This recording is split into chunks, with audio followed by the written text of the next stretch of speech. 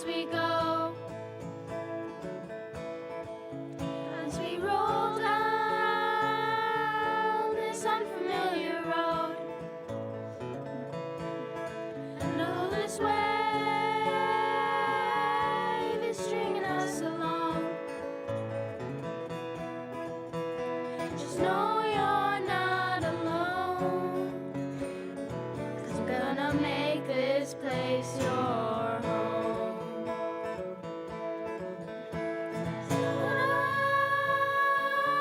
It'll all be clear.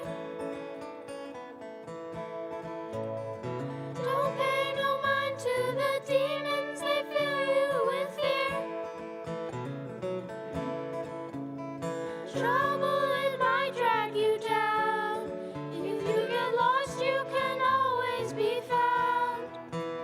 Just know you're not alone. Gonna make this place your home. Ooh,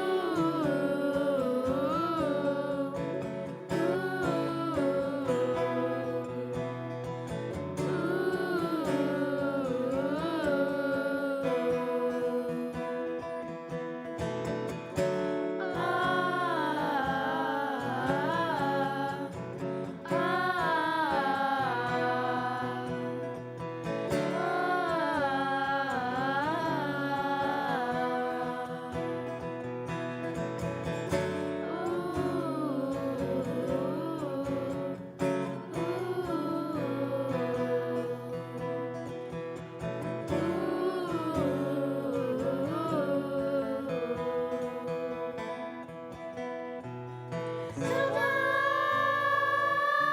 it'll all be clear. Don't pay no mind to the demons, they fill you with fear. Trouble, it might drag you down. If you get lost, you can always be found. Just know you're not alone.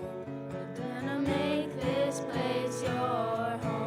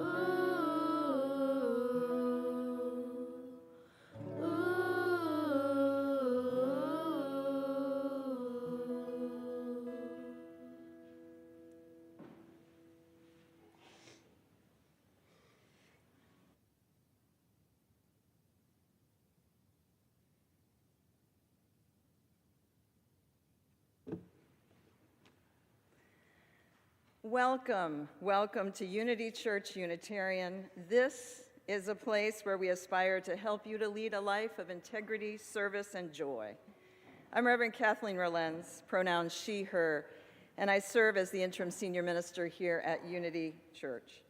If this is your first time at Unity Church, you are so welcome here. I want to also extend a welcome to those who are watching us online this morning. Do consider filling out a visitor card, putting it in the offering plate as it passes you by so we can get to know you a little bit better.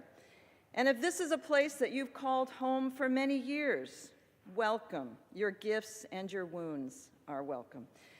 Today's service is unique to many Unitarian Universalist congregations. It's called Coming of Age, and yesterday afternoon, our youth offered their statements of faith, called credos, to their peers, mentors, teachers, and families. And today, we reflect on the responses to questions of faith, questions which shape our religious and spiritual lives. As we enter into our worship life, there are a few things that I would like to draw your attention to. They can be found in your order of service in the purple insert. Today, after this service at 10:15 upstairs in the Gannett Room, Finding Yourself at Unity class features questions and answers with the minister, and I'll be the minister fielding those questions. So I hope to see some of you there. Unity Church and the Minnesota Unitarian Universalist Social Justice Alliance will kick off UU the Vote this week at Wellspring Wednesday. So you are invited to come to Wellspring Wednesday, have a meal, and learn about year-round organizing that engages people in voter registration, issue education, and get out the vote drives, voter protection, and more. Also, this Friday is the 16th annual Cafe Unity. Cafe Unity it's become a Unity Church tradition, and it features original literary and musical performances by you, members of the congregation. The show begins at 7 p.m. in Parish Hall. All are welcome. It's a good time. And next Sunday is Arthur Foote Sunday, which will feature Baroque and contemporary musical selections performed by Unity's choir and a professional Baroque orchestra, woven together reflections and poetry by worship associate Laura Lee Wiederstrom and Marg Walker. So those are just a few of the things that are happening this week, but we invite you now to enter into this time of worship, which we begin with the pealing of our bell.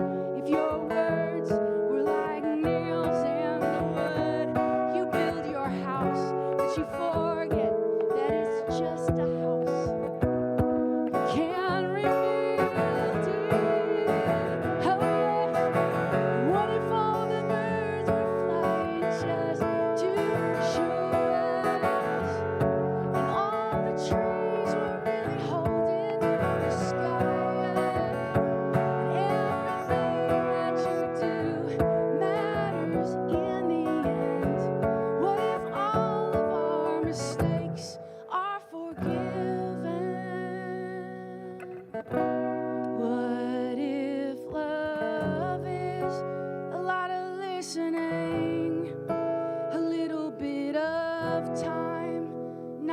pretending.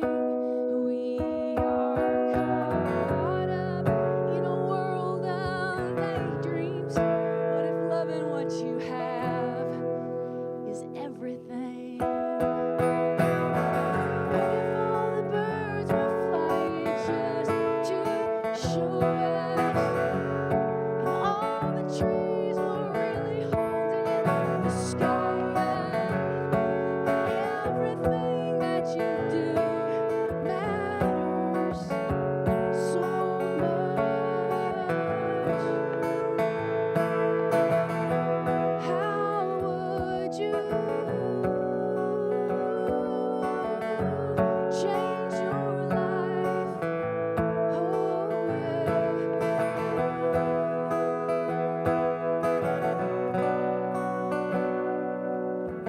How would it be if everything that you thought you knew was turned upside down, opposite from your point of view?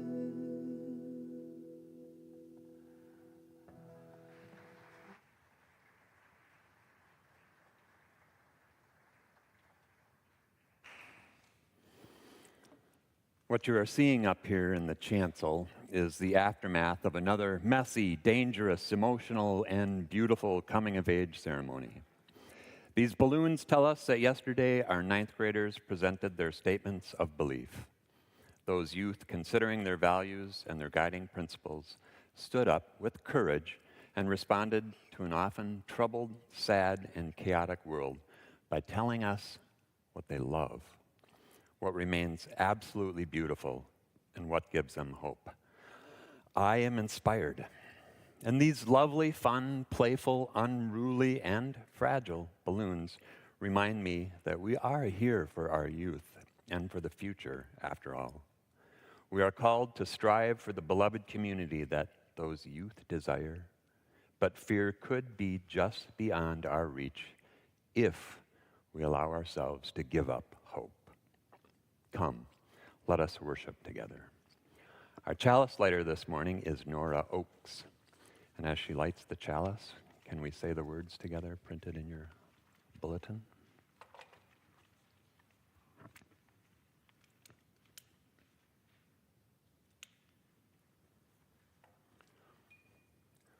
We light this chalice as a symbol of our faith, the light of truth and the warmth of love.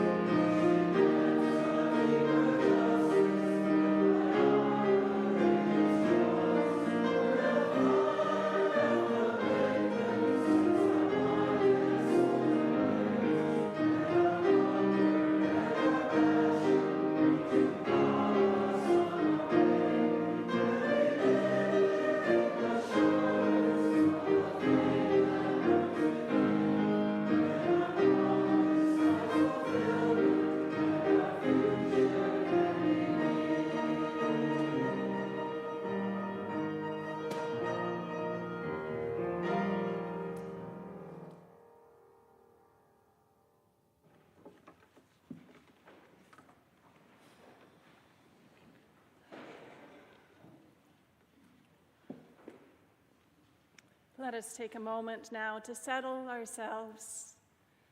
Take a deep breath together and enter into a time of meditation, reflection, and prayer.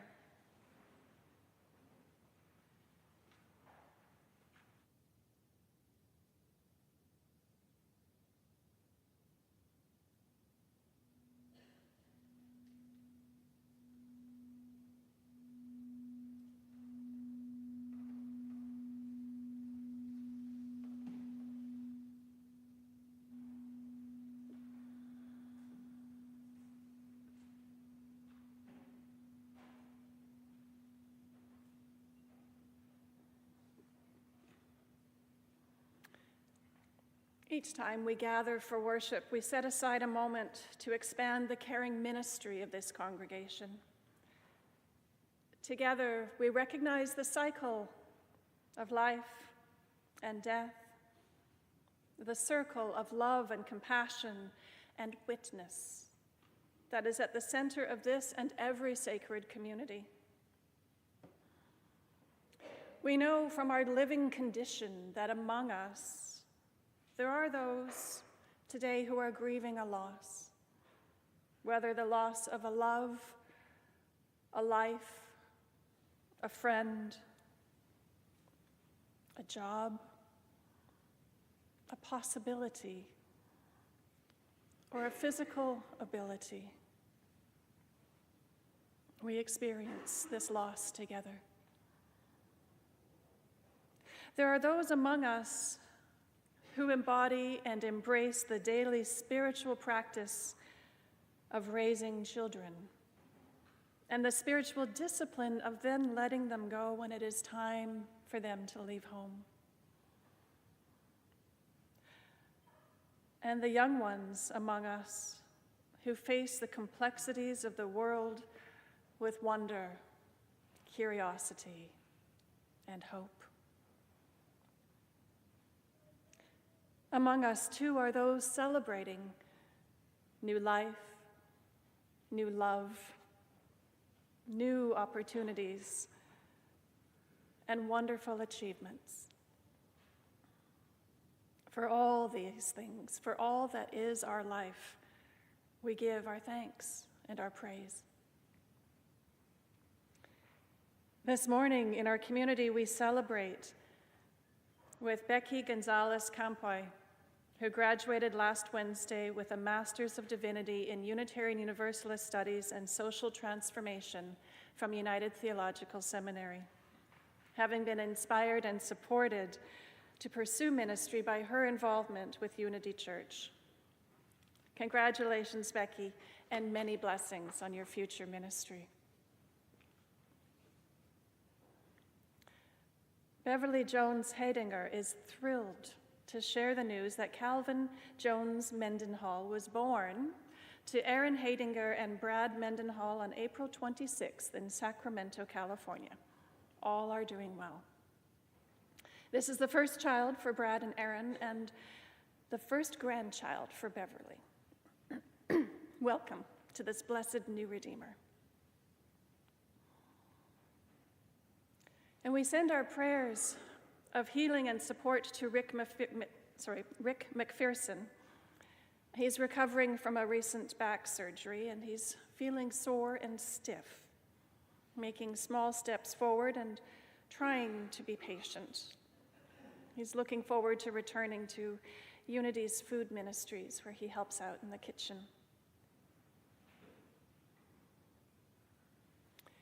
We celebrate the life and we mourn the death of Daisy Martin, wife of member Jim Martin.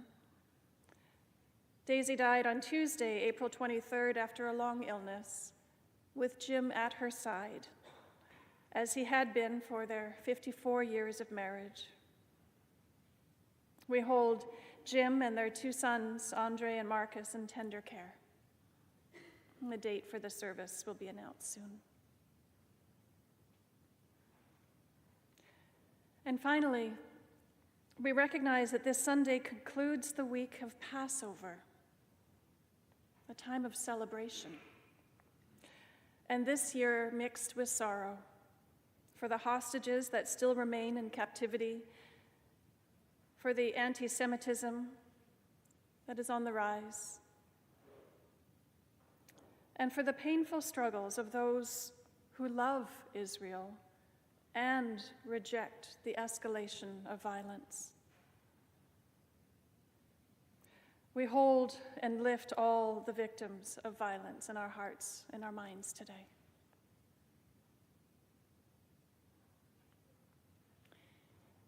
Each week, each of us, we carry within us our own joys and sorrows and celebrations. I invite you now to lift in the silent sanctuary of your heart or into this sacred space the names of those that you wish to lift into our sacred and communal embrace today.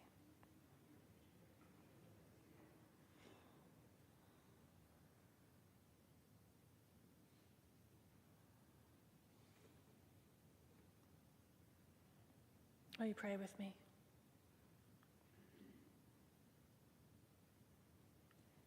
Spirit of life,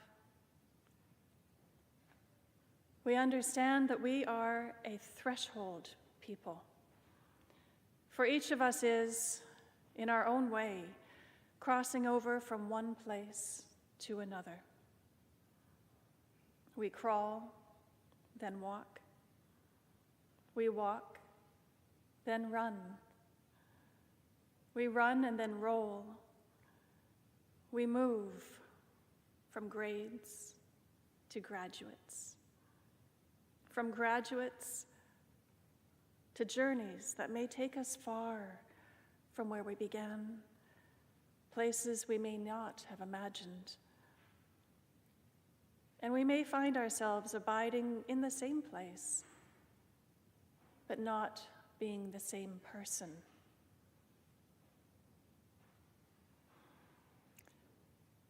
Holy One, whose love embraces and animates our very lives, remind us of how you move through the thresholds, in, amongst, and beyond us.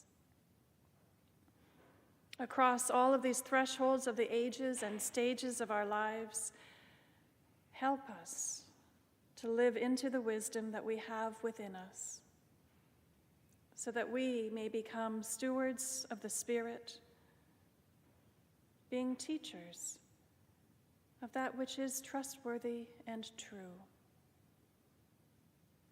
May our lives be a living testament to these aspirations.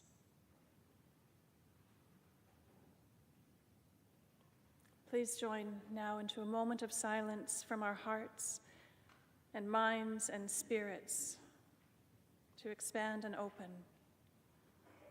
whatever arises.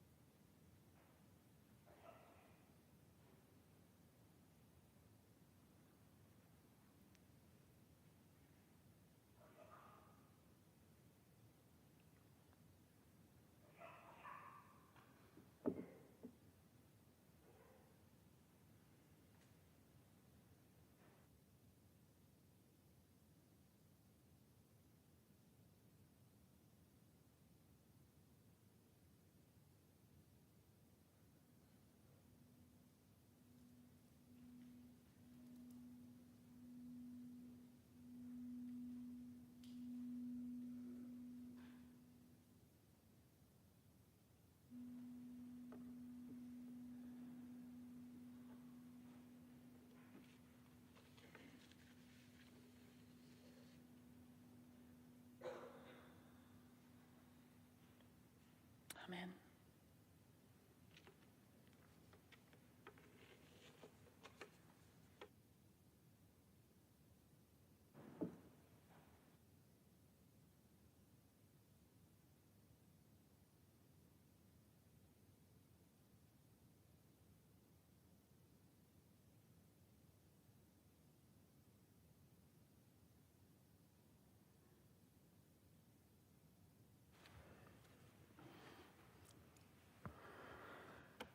No offense, but I prefer working with and hanging around kids to being with you all. No doubt that speaks to a lack of maturity on my part and an inability to remain appropriate in adult company. I can't maintain seriousness for more than 3 minutes, and I think there's nothing we can't turn into a game. But really, it's more that I really like kids. I like who they are before they grow up and get all sure of themselves, self-important and serious. I find it so much more fun and exhilarating to talk with people who, when asked a complex, provocative question, will say, I don't know, I think maybe might it be this? Or could it be there isn't really a good answer to that? Or even, oh, there was a great bit about that on YouTube. I prefer that to being with adults who tend to think sometimes that they know everything, or they pretend that they do. Come on, you all know. You know it. Kids are more fun. Which is not to say that yeah, they are. But it's not to say that it's all fun and games and candy floss being a teenager. If we're honest with ourselves, we should be worried that it is terrifying to be a kid these days. They know what's happening in the world, and they sense the fear and anger dominating the news. They can see that humanity has performed poorly for a while now in our care of the earth and for each other. They lived through a pandemic, and they've lost so much in terms of real, honest connection. Who could blame them for being pessimistic about the future? Literally, thank God, kids are resilient.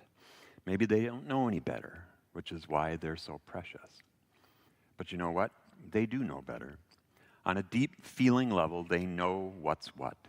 They know what is deeply good and what they hope to hold on to with all their hearts.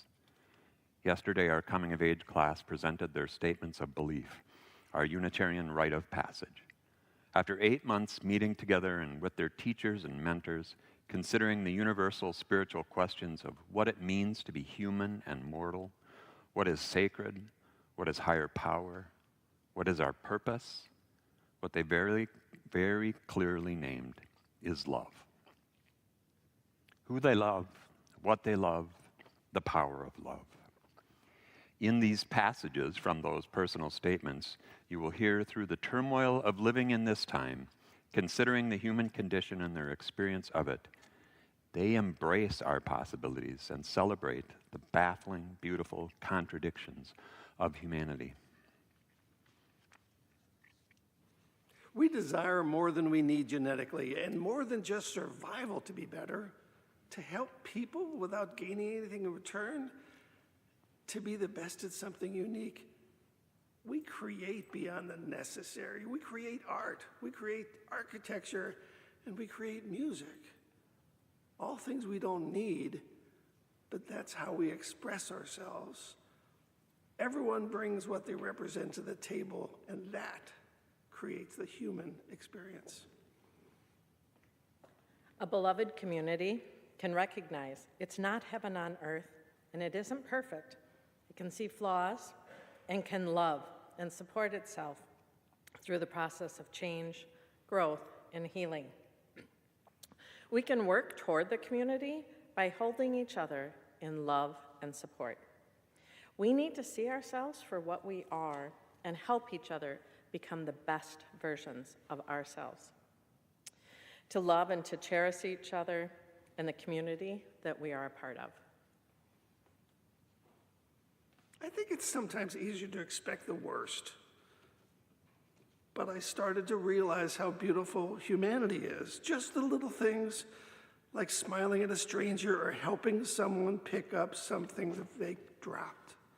I love that. I get energy from that. It's sacred. People do bad things too, and I don't want to be ignorant of that, but I need to have a little faith in all of us. It speaks for our species that many try to do the right thing, and even if we don't know whether it will have a measurable effect on the world. To me, this shows what it means to be human. Even looking around this room, I can tell that many of you came here because you wanted to support us agers in our journey. You did this out of the kindness of your hearts, and not because you knew it would have some profound effect. I believe nothing happens when you die, which also means I don't think my dad is in a better place, which saddens me. I wish he had eternal happiness and eternal joy, but I can't wrap my head around that. It shifts the focus on your time here on earth from preparing to get into heaven to more of a seize the day, emphasizing the importance of finding meaning through human connections. Human connections, both innate and formed throughout your life, provide us with purpose and fulfillment. For me, the higher power is this sense of connectedness that lives within and among people in the world. This spirit of love and acceptance put into action through social justice and compassion and art is central to my belief. I see inspiration in things like beloved community and world peace, which seem and may be impossible. Life isn't fun when you only work impossibilities and things you can see. The joy of my childhood was the infinite possibility for new ideas, the unimaginable number of new games and stories I had yet to learn. Nature's innate growth and diversity, its birth of all things alive, is extraordinary in a way that nothing else is.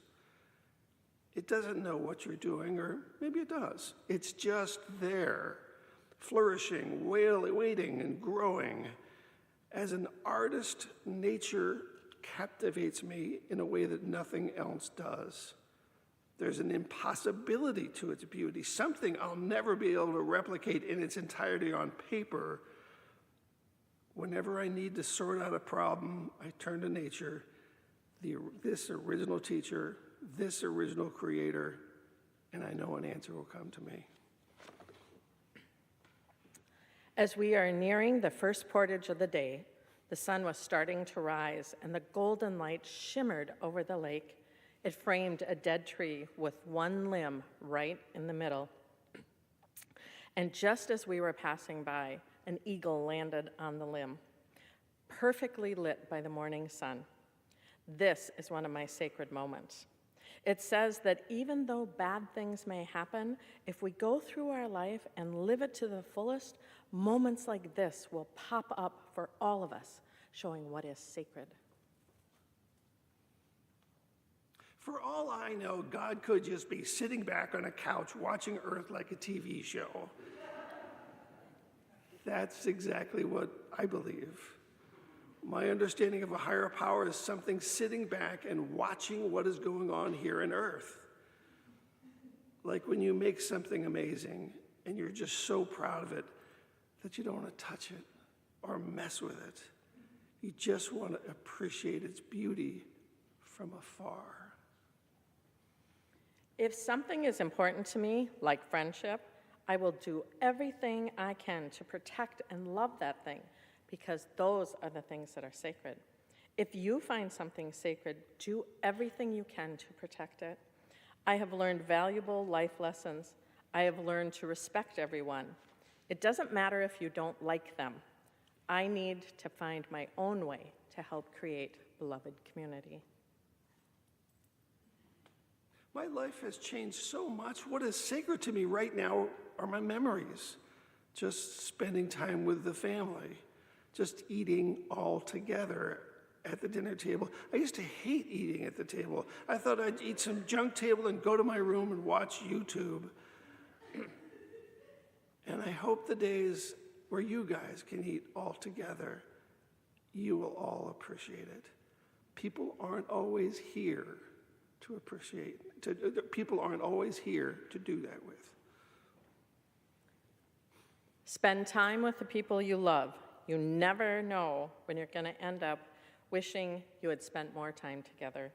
When you lose someone, it's always going to feel like you didn't spend all the time you could have. I will live my life by living through everything, actually taking things in, enjoying the good things that come out of this world, and understanding how little time we actually get to spend here. Of course, people still live on in our memories of them, which is comforting, but not entirely so. In my experience, loss feels like an inadequate word. When someone says, "I'm sorry for your loss," it undermines this experience of death, because unlike a phone or a house key, it cannot be replaced. The finality of death is probably what I find most difficult about it. But it's also what makes life and all our experiences so precious and sacred. I have taken time for granted, which makes me realize that we need to be spending our time wisely.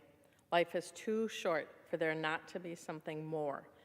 I do believe there is an afterlife, and the purpose of life is to have a relationship with Jesus Christ.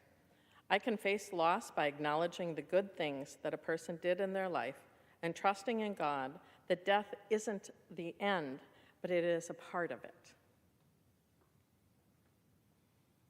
I am now 14 years and 364 days old, and I am living. I wake up every morning to that annoying alarm. I snooze it at least twice. I eat breakfast, and I run to the bus. I am getting ready for the next test or fishbowl or presentation or review. I'm running to catch up to my friend to rant about whatever happened the day before. I'm screaming into my pillow and smiling when I think about my best friend. I'm watching TV, scrolling TikTok, gluing magazines into paper. I am racing in games and looking angrily at my homework. I'm putting off laundry to play 8-ball and darts with my friends, and annoying my sister and blasting music to drown out everyone else around. I am living.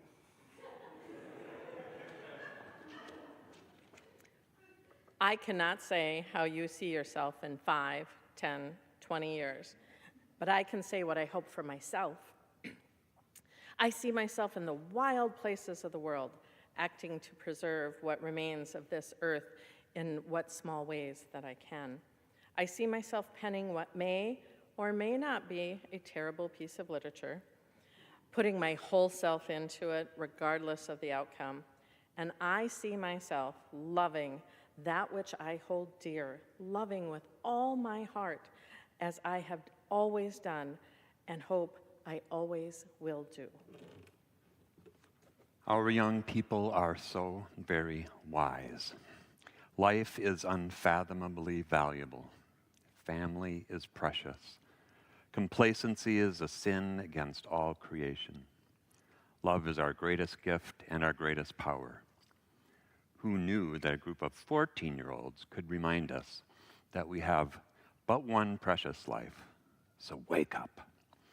This life, it is to be lived together to its fullest. Live not in quiet desperation. Seize the day.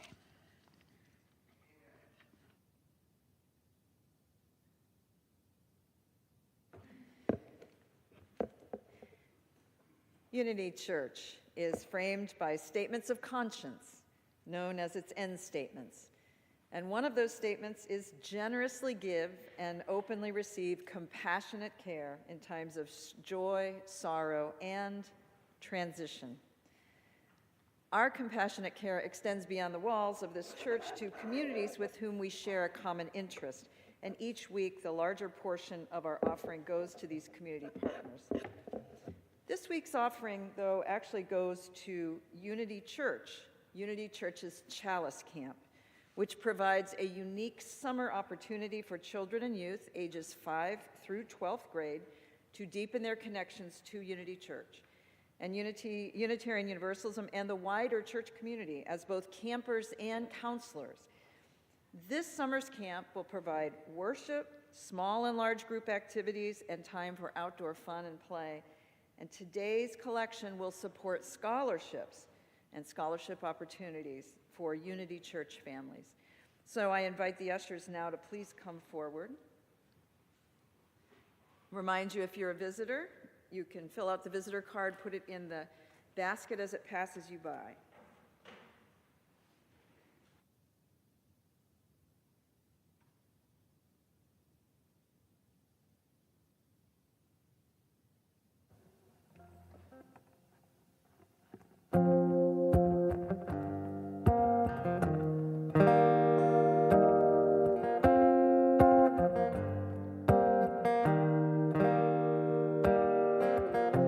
every day we have to choose one of two boxes.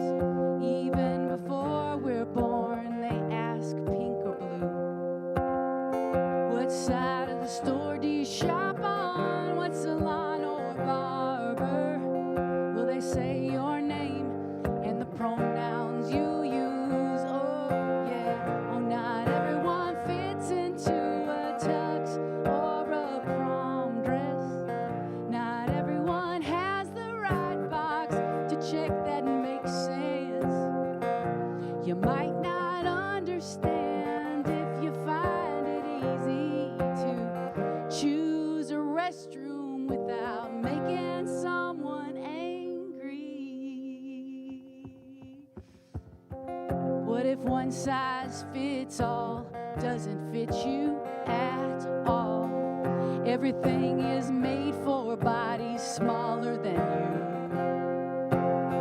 It's always the same advice: exercise and eat less, tying all your troubles to the weight you could lose. Oh yeah, oh not everyone fits into a tux or a prom dress. Oh not everyone is a model on a magazine rack. If beauty standards changed, then it would be easy to try on any look or style that makes you feel fancy. Oh, so important to feel fancy, y'all. Right? What if the way you are is not the right way to be? Who you love, or where you live, or what you believe. You're either not enough or too much. The pressure is intense when the way you think and talk is neurodivergent.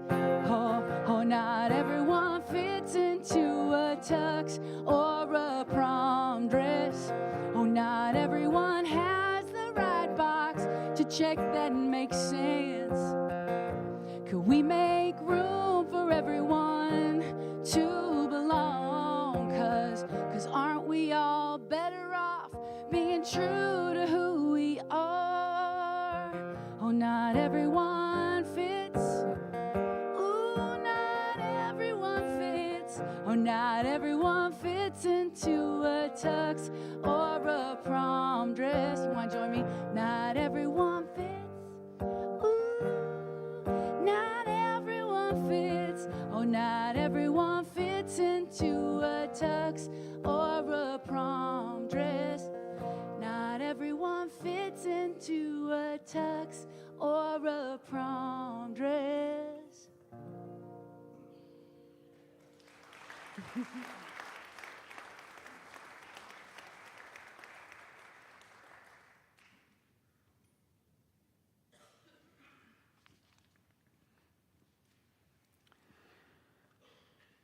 You, darkness of whom I am born, I love you more than the flame that limits the world to the circle it illuminates and excludes all the rest. But the dark embraces everything, shapes and shadows, creatures and me, people, nations, just as they are. It lets me imagine a great presence stirring beside me. I believe in the night.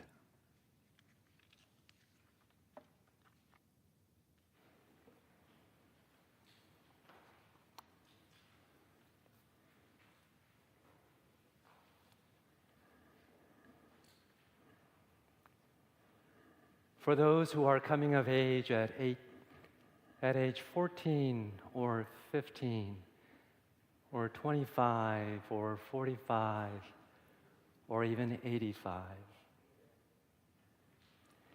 Have you ever been offered the gift of darkness? And as your eyes adjust to see in the luminous dark a hidden wholeness breathing and stirring, waiting for us to notice and listen and welcome it.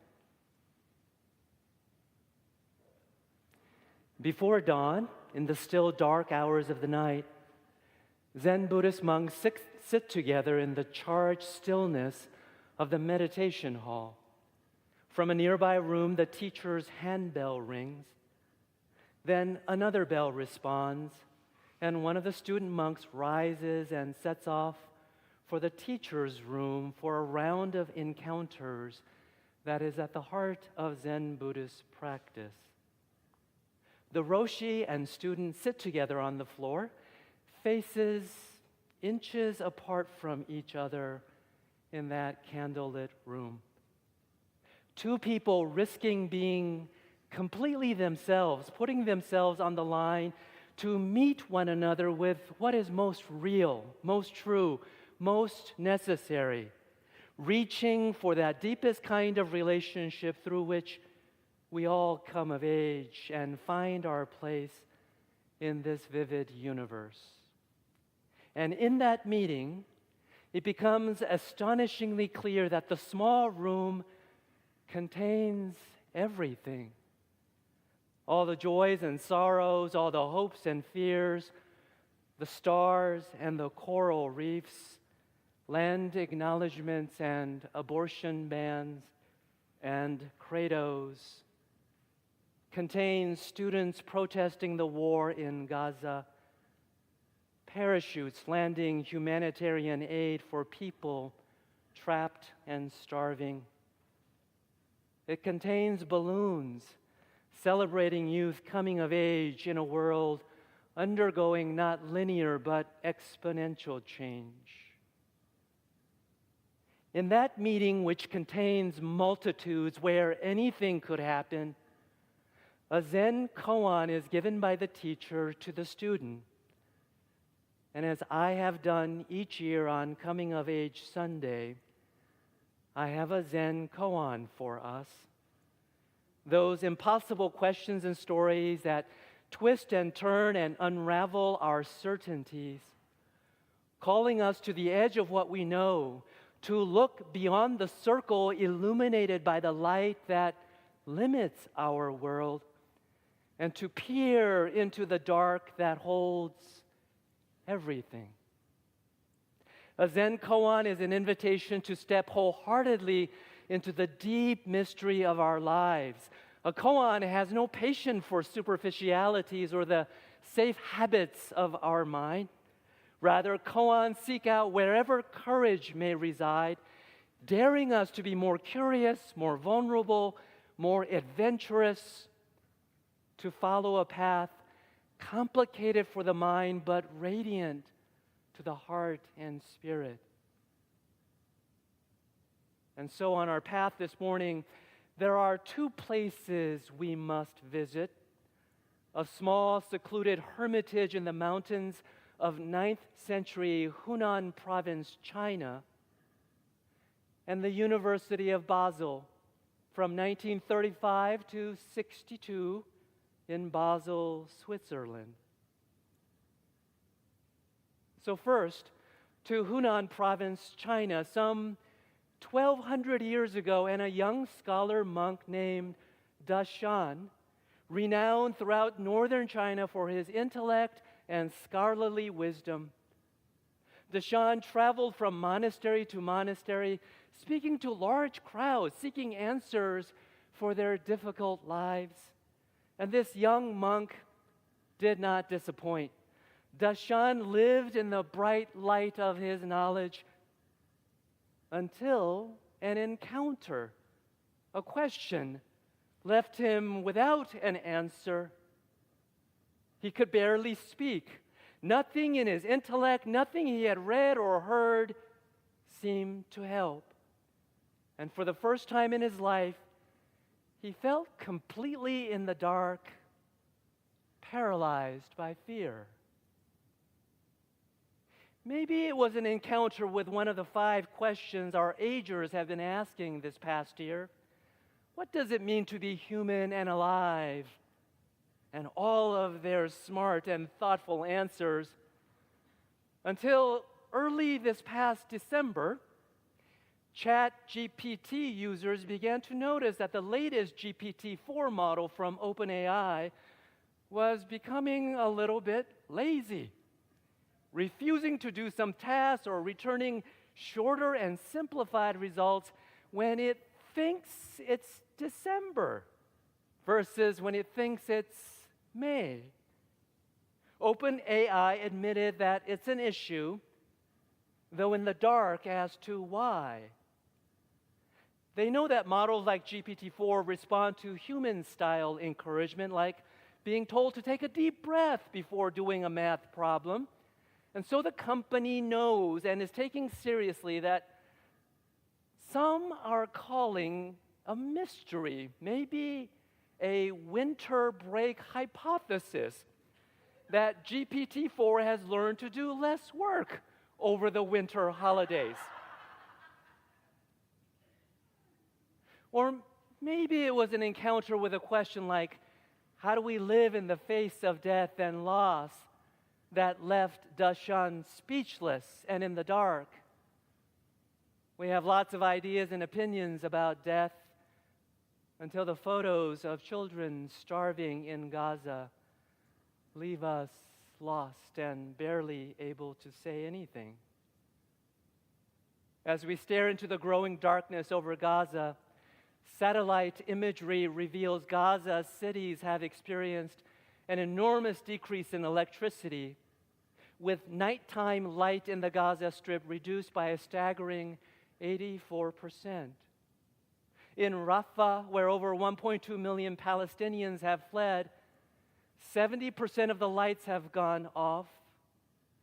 Moreover, 70% of hospitals in Gaza have little to no nighttime light, severely impacting healthcare services. Our images taken from 500 miles above the earth show the destruction and suffering children, women, and men in Gaza must endure, writes Dr. Lee as the lead researcher on this project. In Gaza City, he says, the worst affected area, the lights have been almost completely switched off. Maybe it was something like the question of Gaza that left Dashan speechless. It felt like the whole world had become dark and he couldn't see how to proceed anymore. Only fears, questions, doubts, not knowing,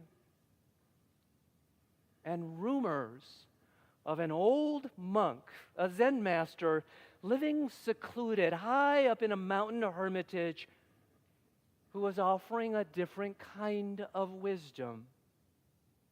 And so this is where the koan picks up the story from the Mumunkan collection of koans, case number 28. The young scholar monk Dashan visited the old master Lungtan and questioned him far into the night. It grew late, and Master Lungtan said, "Why don't you retire for the night?"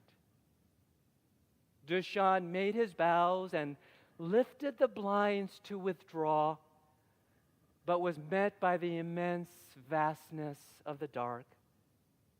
Turning back, he said, "It's pitch black outside." Master Lungtan lit a candle and handed it to Dashan. But just as Dashan was about to take it, Master Lungtan blew it out.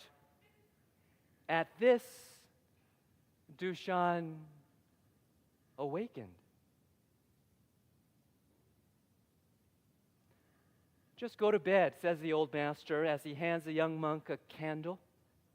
But the light was just pretext for making the darkness visible.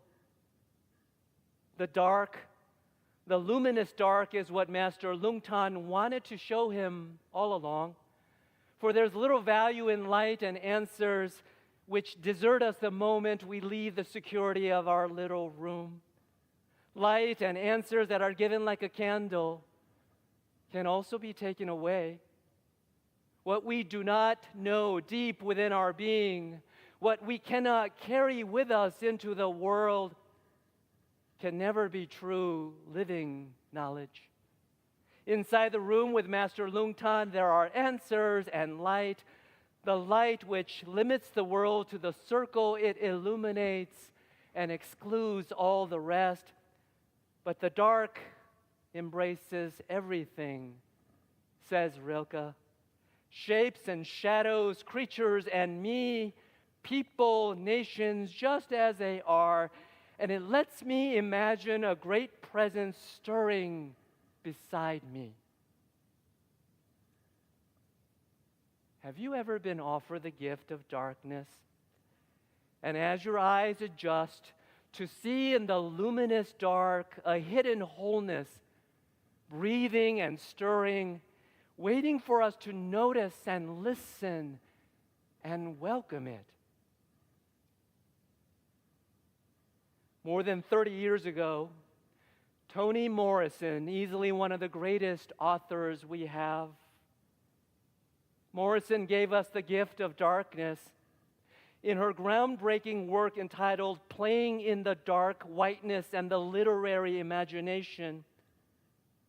She asks us to move beyond our polite and innocent readings of American literature, of Hawthorne and Poe and Melville and Hemingway and Willa Cather, to notice a disrupting darkness that we fear and that we avoid, so that we might see the whole hidden world of Black presence that pervades our national identity and the stories we tell ourselves.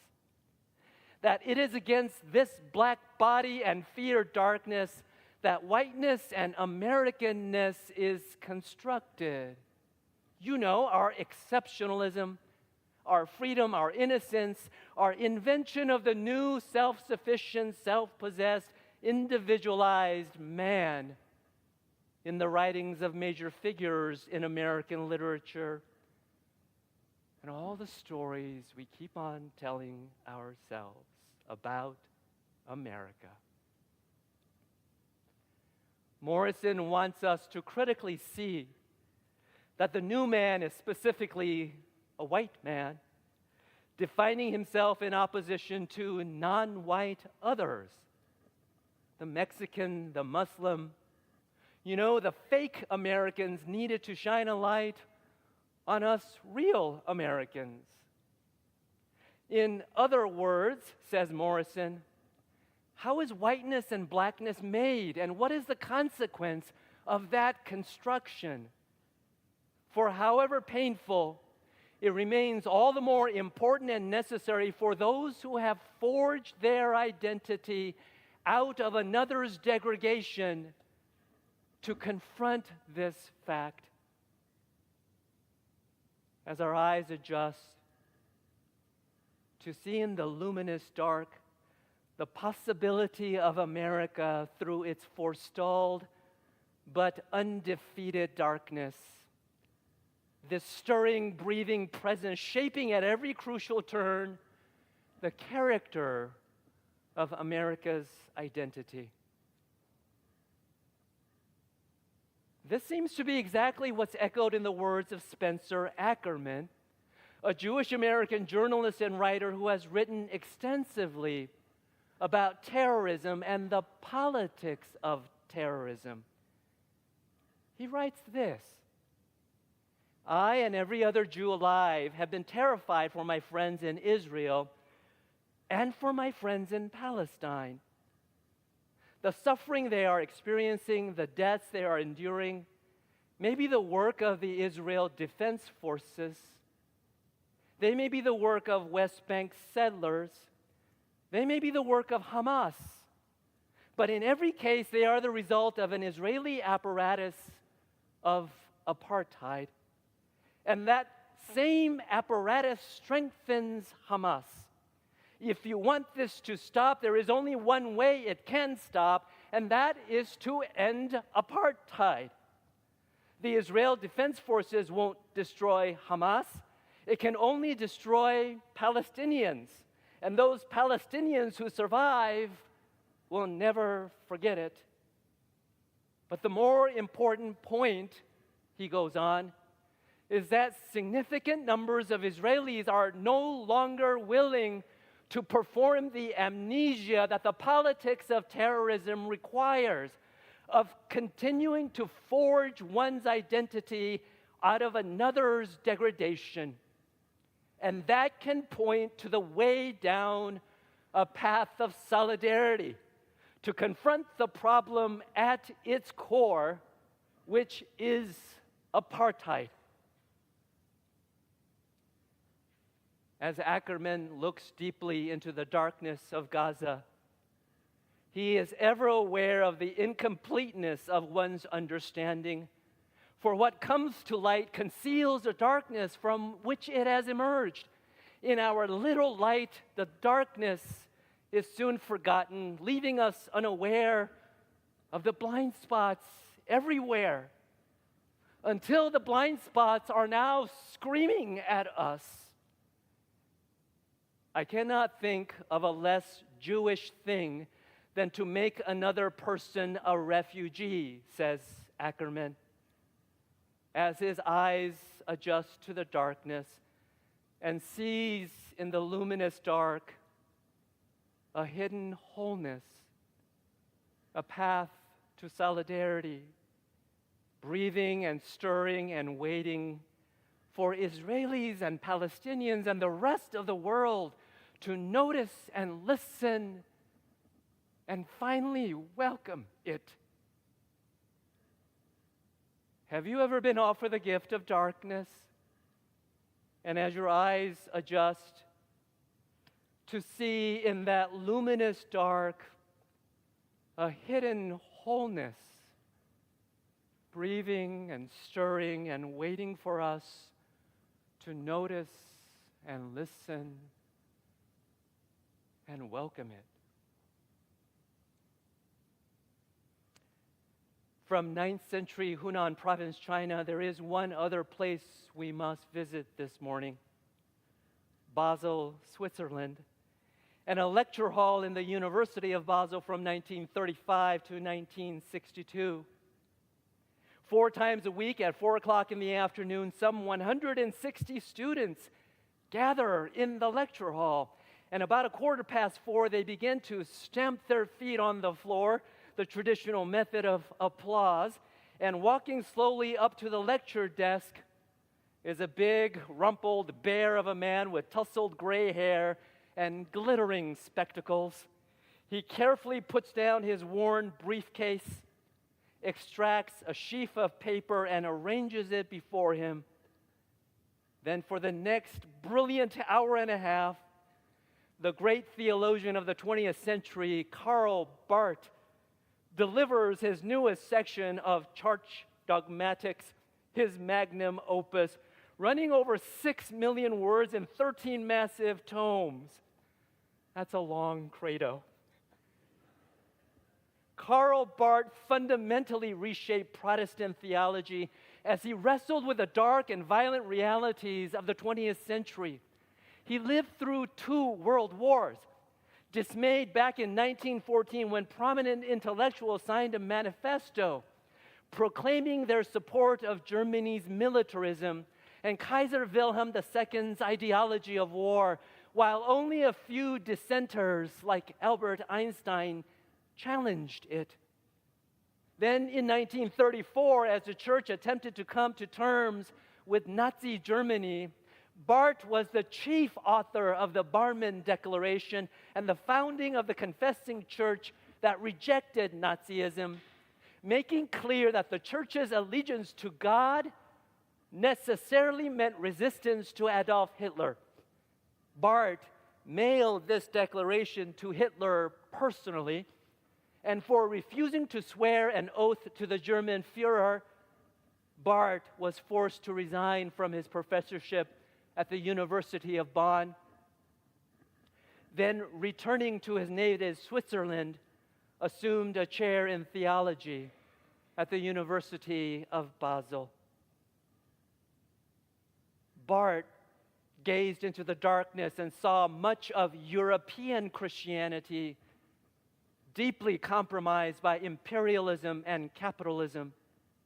He saw his religion increasingly domesticated by and indistinguishable from dominant culture, acquiescing to it without any prophetic challenge. He said famously, "One cannot speak of God simply by speaking of humanity in a loud voice." As he asked the question our agers have been asking, what exactly is the nature of higher transcendent power?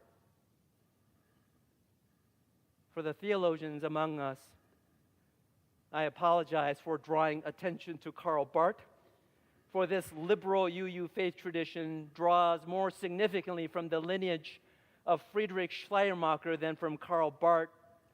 It is Schleiermacher's emphasis on our human experience of the holy that liberal faith celebrates, not Barth's emphasis on divine revelation. But it was not Barth's position in relation to Schleiermacher, or any other theologian for that matter, or even theology itself that was definitive for Barth.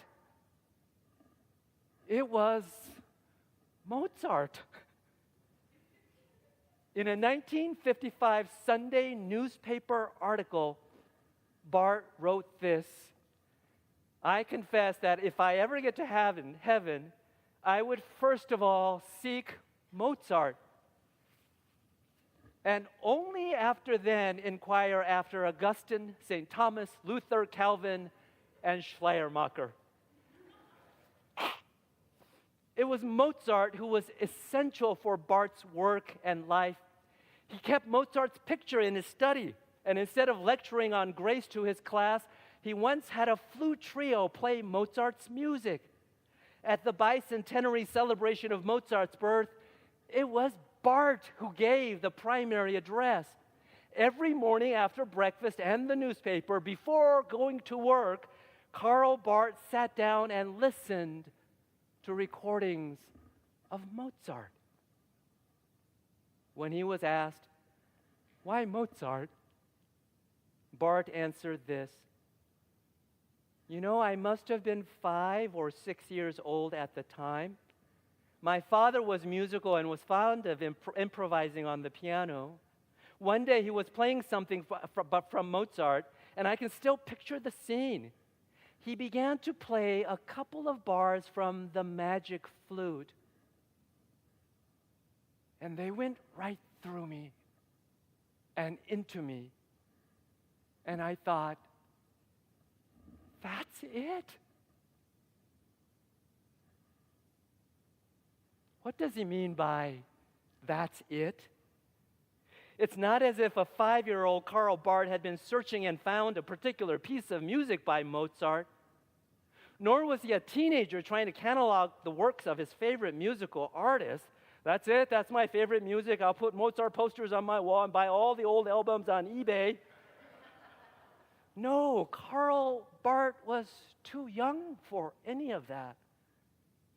Those few bars of Mozart went right through me and into me, into his very being, remembers Barth. It was an encounter with something real and true and ineffably beautiful, something greater than Mozart, something greater than Barth, something connecting him to the world and moving him to love the world. That's it. Was a moment that Barth fell in love with the world, and Mozart's music was the soundtrack to his unconditional love. Barth was so in love with the world that he could name the time and place that it happened. Barth's love for the world never left him. And as Barth wrestled with the questions of human violence, genocide, and evil, as he looked into the darkness of the world wars and an uncertain and very precarious future, in the luminous dark, Barth could hear the music, the singing of Mozart, singing to him of a hidden wholeness, breathing and stirring and calling us to fall deeply and incurably and unconditionally in love with our fragile and indescribably beautiful world.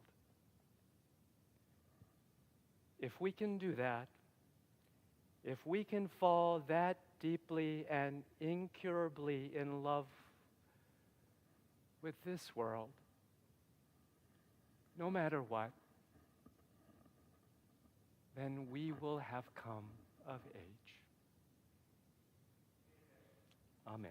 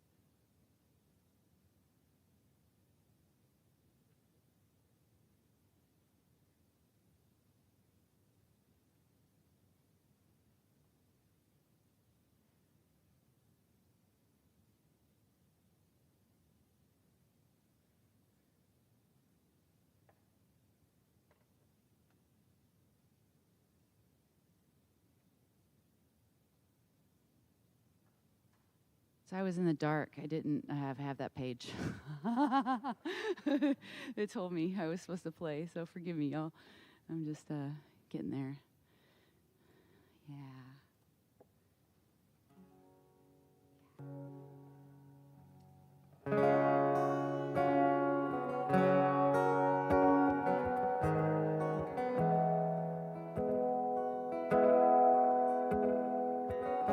I remember the day we met.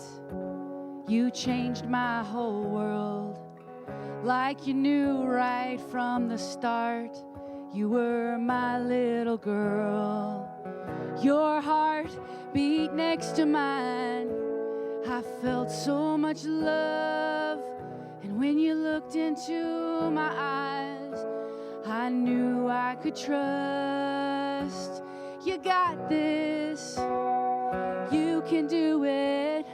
This is your journey, and I'll be right here. Trust yourself. There's no need to worry. I see your strength, and this is just the beginning. Training wheels off to the side. Your helmet was just right. You were ready but hesitant, and you said, Mama, hold on tight. I ran beside you, then I let go, and you were riding all by yourself. Laughing out loud, you yelled, I'm doing it. And the bike fell down. You got this. You can do it. Well, this is your journey, and I'll be right here. Trust yourself. Mistakes come with learning. I see your strength, and this is just the beginning.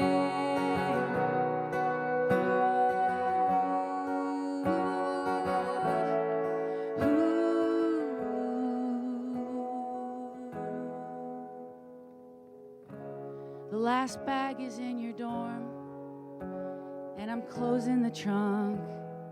I can't believe you won't be coming back home until Thanksgiving comes. I look at you and you look at me, and it's time for goodbye. Before you head off with your friends, I hug you one last time. You got this. You can do it. This is your journey, and I'll be right here. Trust yourself. There's no need to worry. I see your strength, and this is just the beginning. I get in the car and I turn the key. It's so hard to leave. Oh, there's a waterfall in my eyes as I say to me, you got this. You can do it. Oh, this is her journey, and she knows you're right here. Trust yourself. It's normal to worry. We both have strength, and this is just the beginning.